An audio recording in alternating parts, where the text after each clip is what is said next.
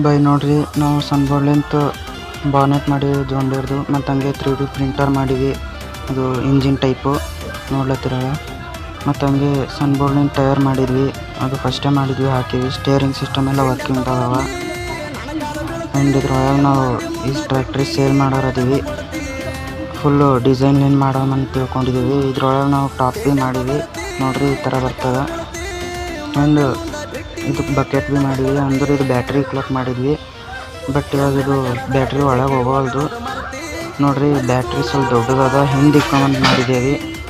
But ಇದು ಒಳಗೆ ಹೋಗೋಲ್ದು, ಅದಕ್ಕೆ ನಾವು ದೊಡ್ಡ ಬಕೆಟ್ ಮಾಡ್ತಿದ್ದೇವೆ. ಇವು ಈ ಬಾನೆಟ್ ಒಳಗೆ ಇಟ್ಬೇಕಂದ್ರೆ ನಾವು ಹೋಗೋದು ಉಂಟದ. ಅದಕ್ಕೆ ನಾವು ಏನು ಮಾಡ್ಬೇಕಲ್ಲತ್ತೀವಿ, ದೊಡ್ಡ ಬಕೆಟ್ ಮಾಡಿ ಕಸಿ ಹಿಂದೆ ಇಕ್ಕಿ ಬ್ಯಾಟ್ರಿ ಇಕ್ಕೊಂಬಂದು ಪ್ಲ್ಯಾನ್ ಮಾಡೀವಿ. ಆ್ಯಂಡ್ ಹಂಗೆ ಮತ್ತು ಇದು ಹಳಿ ಸಬ್ಸ್ಕ್ರೈಬರ್ ಟ್ರ್ಯಾಕ್ಟ್ರಿ ಆದಿದ್ದು ನಾವು ಸೇಲ್ ಮಾಡಿದ್ವಿ. ಇದು ಮತ್ತು ಹಂಗೆ ನಾವು ನಿಮ್ಗೆ ಓಡಿಸಿಕೆ ತೋರಿಸ್ತೀನಿ ನೋಡ್ರಿ.